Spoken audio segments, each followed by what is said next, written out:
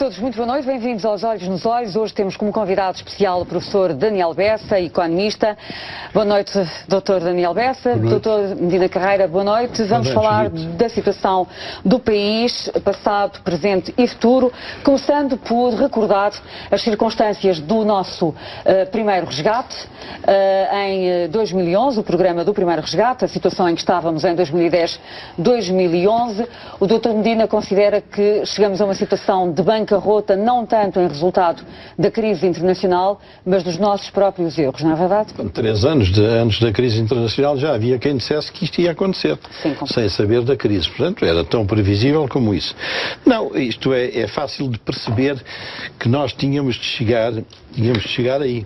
Para se ter uma noção disso, basta dizer que de 2008 para 2009 a despesa cresceu quase 6 mil milhões, 5,9 mil milhões, sendo que as despesas de capital só subiram 1,4, que eram aquelas que deviam subir mais. Quer dizer, as prestações sociais cresceram quase 4 mil milhões, quer dizer, aquilo que se vai ter que abater agora e no ano que vem subiu de um ano para outro. Ora, foram disparates destes géneros que conduziram e que aceleraram a chegada da bancarrota, da quase bancarrota. Portanto, erros próprios. E, aliás, é fácil de perceber que entre 27 só 4 é que andam por aí atrapalhados com os financiamentos. Bem, a Irlanda já não está atrapalhada, a Irlanda não é? não vale a pena falar, porque a Irlanda não tem nada a ver com os outros países. Ora, nós, Espanha, Itália e Grécia, que somos mais parecidos. Bom, só 4. Isto não foi com certeza da crise. O senhor alinha nesta análise de que entre a ponderação dos fatores decorrentes da situação internacional, nomeadamente com a crise de subprime nos Estados Unidos e que depois obviamente se alastrou à Europa, e erros cometidos ao longo dos últimos anos da governação portuguesa, pesa mais a questão dos erros? Eu posso estar enganado, mas não tenho dúvida nenhuma. Portugal passaria pelos problemas por que está a passar, com ou sem crise internacional. Um pouco mais tarde e mais aliviada. O doutor Medina Carreira focou muito o aspecto das contas públicas. Eu normalmente focava mais a questão da dívida externa e do endividamento externo. Portugal endividava-se em cerca de 10% do PIB ao ano, foi assim durante 10 anos seguidos. Enfim, são números que às vezes as pessoas da rua talvez entendam melhor. Eram 2 milhões de euros por hora durante as 24 horas do dia. Você também fez essas contas. 2 milhões de euros por hora durante 24 horas por dia, durante 365 dias por ano, durante 10 anos. Exatamente. Durante 10 anos. Um bocadinho inacreditável. Se depois disto, digamos assim, não está alguma coisa para acontecer, teria que estar fatalmente. Passei horas e horas dentro daquelas salas de aula a discutir com os alunos dos cursos de pós-graduação e dos MBAs e estes temas. Era fatal. Até eles percebiam isso. Sim. Até eles. Não, eu acho que os convenci. Mas eles perceberam. Mas aqueles bons ninguém percebeu. O professor Daniel Bessa, é uma curiosidade minha, já que o senhor é do Porto e o professor Teixeira dos Santos também, e coincidem, enfim, nomeadamente nos meios académicos, chegou a trocar este número e estas impressões com ele? E com ele concretamente não sei se chegámos a falar sobre este número. Eu falei bastante com o professor Teixeira dos Santos nos seus primeiros tempos de Ministro das Finanças. Depois um pouco menos. Também é verdade que esta situação se foi tornando mais e mais aguda.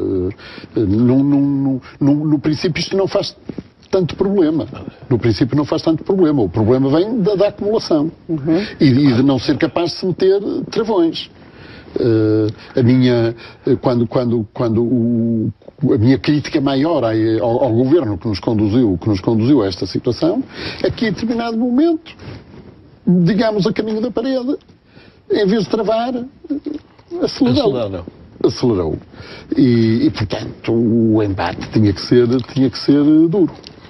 Porque à medida que os anos foram correndo, este problema, que era um problema de país, porque quem se endividava perante o exterior não era só o Estado, era o Estado, eram as empresas, eram as famílias. Depois, à medida que o tempo foi correndo, sobretudo nos últimos anos, antes do acordo com a Troika, já era só o Estado que provocava este endividamento. Porque os 10% do PIB começaram por ser dívida do país repartida por Estado, famílias e empresas, e depois, à medida que os anos foram correndo, foi cada vez mais dívida, endividamento do Estado. Doutor Medina Carreira, como é que... Deixe-me fazer, se não se importa, uma pequena observação. É que tudo isto foi feito debaixo da capa que é aceito por toda a gente e toda a gente fica satisfeita. Prestações sociais. Debaixo da capa... Não foi só. Hoje tenho aqui os números. Está bem, mas quer dizer, se você sabe mais do que os números, isso é um problema. Não, mas também houve as autoestradas, houve as está bem, mas isso foi pior, isso foi fora do orçamento. Isso nem se viu. Isso não está. E nem está isso, essas barbaridades isso não estão aqui. Depois. Exatamente. Mas quando se vai contra a parede e se sabe que estamos a ir contra a parede, o que é que prevalece nessas alturas? É a política? Qual é a vossa opinião? É o disparate. Eu tenho dificuldade Tenho dificuldade. Ocorre-me um suicida. Como é que alguém está ao volante de um veículo, digamos, sabendo que vai contra uma parede e não trava. Não trava. E eu sei, isto é, enfim, há aqui um bocadinho de informação privilegiada, mas eu acompanhei de perto um número reduzido de grandes empresários portugueses que um dia confrontaram o engenheiro José Sócrates com esta questão. E saíram de lá muito desanimados. O que é que ele lhes disse? Não os ouviu. Não os ouviu. Quer dizer, ouviu... Mas posso dizer que o professor Teixeira dos Santos, que participou nessa conversa, estamos ainda seguramente a um ano da operação de resgate, terá tentado criar alguma audição, digamos, para aquelas preocupações que ali eram levadas. Mas não, ficou por ali. Aliás, todas as entrevistas que o professor Teixeira dos Santos, entretanto, deu, são reveladoras de que ele, a dada altura, tem plena consciência da situação, mas não consegue impor os seus pontos de vista de Ministro das Finanças ao chefe do Governo. Ele só tinha um caminho, era sair. Nesta altura ele era considerado realmente um salvador dos acontecimentos, e não é, ele foi na onda, porque diga-se o que se disser, 2,8 para 2,9 as prestações sociais subiram quase 4 mil milhões. Isso valeu uma vitória eleitoral, não é? Exatamente, e debaixo da capa do Estado Social, que todos nós aplaudimos. Isto foi uma irresponsabilidade completa do Governo. Mas no passado também tinha sido assim, em anos eleitorais, os diferentes governos com esta dimensão abriam os cordões à volta. Mas há outra em coisa. Relação a outros partidos. Ouça, Judite, a despesa pública foi crescendo sempre, quer dizer, se considerar 30 anos, todos os que andaram por lá fizeram crescer a despesa pública, mas há um momento em que ela não pode crescer mais. E o Governo não percebeu que esse momento estava ultrapassado. E foi isto que aconteceu. Mas isto é muito simples, não vale a pena... É que em 2009 e 2010, como as coisas começaram a andar para trás, mesmo na economia global, a economia privada entrou em dificuldade. E o Estado tentou acudir da forma clássica, digamos assim. Quanto mais a economia privada deprimia, mais o Estado gastava. Por isso é que há essa aceleração enorme em 2009 e em 2010. E com umas eleições pelo meio, claro. Doutor Medina Carreira, aliás, houve outra coisa, diminuiu o IVA, aumentaram os funcionários 2,9 ou 3%. Aliás, o professor Teixeira dos Santos reconheceu que essa diminuição do IVA na altura foi mas na altura é que era importante. Está bem, mas depois não interessa coisa nenhuma. Está bem, mas o facto das pessoas depois mais tarde também reconhecerem erros, o país não ganha nada. Ficar bem o reconhecimento, sim. Agora, não vale a pena lamentar quando se fez isso. Agora, nestas situações de grande fragilidade, nós chegamos a uma negociação com os nossos credores em que não tínhamos grande margem de manobra para pôr fichas em cima da mesa. Eu não sei se o Dr. Daniel Bessa sabe o que é que se passou nessas negociações, mas poder não devíamos ter nenhum. A situação era aflitiva, não é? Era uma situação aflitiva. Aliás, digamos, quem mais terá forçado a aceleração da negociação terá sido o sistema bancário. Porque o sistema bancário tiveram uma reunião de quatro banqueiros. Sim, o sistema bancário estava muito ameaçado. Que andou por lá, você não andou. Eu não andei nas reuniões, mas eu entrevistei todos os dias. Eu tinha ideia que você tinha andado nas reuniões, não.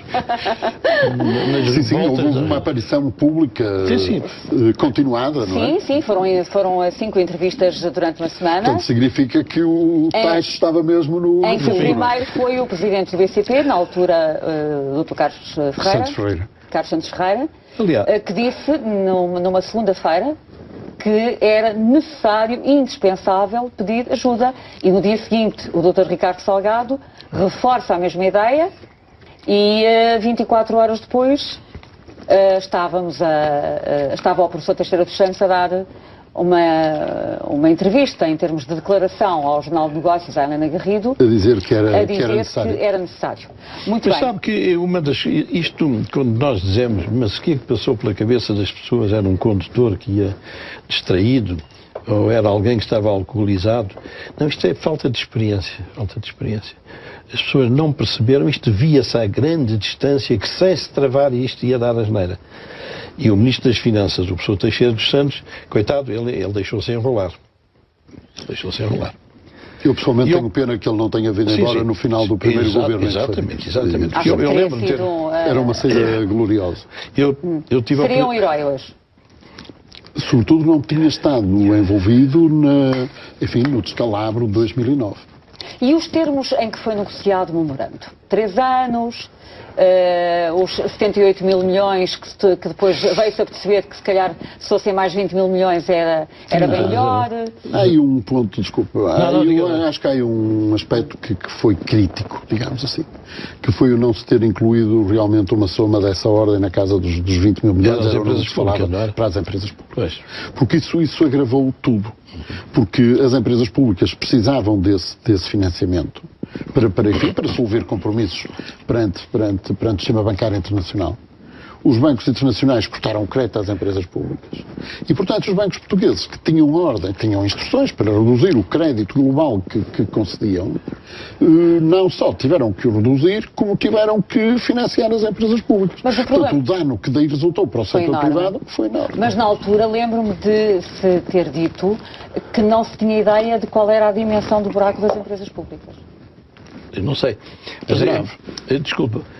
Eu a noção que tenho é de que se negociou no limite. E porque assim nem havia tempo, nem havia força, nem havia já vigor suficiente. E a maior, não sei qual é a sua opinião, mas o maior defeito deste acordo foi de ser de 3 anos. Porque, não sei se já fez essas contas, nós chegámos em 2010 a 90 mil milhões de despesa. Nós, com a economia que temos que baixar para 70. Tínhamos que baixar 20 mil milhões em 3 anos. Não há nenhum milagreiro que consiga. Mas aí a Troika aplicou a mesma fórmula que tinha aplicado à Grécia e à Irlanda há 3 anos. Lá da Grécia e da Irlanda não sei como é aquilo. Foram 3 anos. Mas o que tem levado à intensidade desta austeridade é o prazo. Com um prazo mais dilatado, a austeridade podia ser mais moderada. Claro, mas exigiria mais dinheiro. Mas como não se consegue nunca, vai ser a mesma coisa. Lá vai chegar. O professor Daniel Bessa, o que é que acha que agora vai ter que acontecer? Estamos a 6 meses do fim do programa de ajustamento, vamos ter que continuar dependentes da ajuda financeira dos nossos parceiros europeus através do chamado programa cautelado? Eu acho que de uma forma ou de outra, não é? Porque há um déficit.